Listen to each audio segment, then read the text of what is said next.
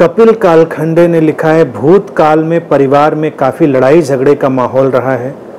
वर्तमान समय में परिस्थितियां ठीक होते हुए भी पुराने समय को लेकर हमेशा बदले की भावना भरी रहती है, जो परेशान करती है। ऐसे में जीवन में आगे कैसे बढ़ें?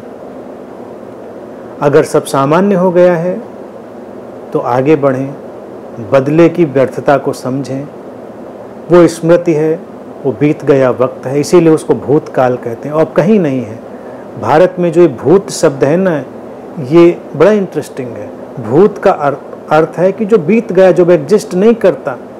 तो जिसको लोग कहते हैं ना भूत से डर रहे हैं, कि इनको भूत दिख गया, भूत उसको वैसे भी कहते हैं ना जो लोग, तो भूत हर वो चीज़ है जो एग्जिस्ट नहीं करती। तो नहीं करती तो नहीं करती, फिर उसमें क्या उलझना? उससे आगे जाओ, उससे बचो।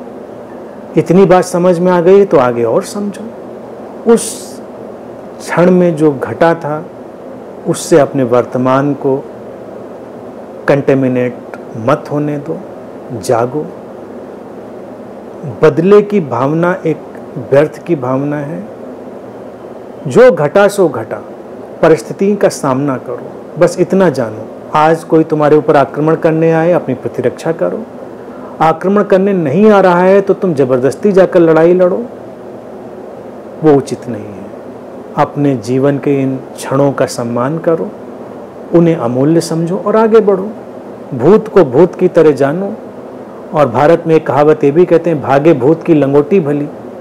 यानी कि भूत भाग जाए और पीछे से पकड़ के खींचा तो भूत तो भागता है बड़ी जोर से, और उसकी लंगोटी कभी कभी हाथ में आ जाती है, तो कहते हो लंगोटी भली।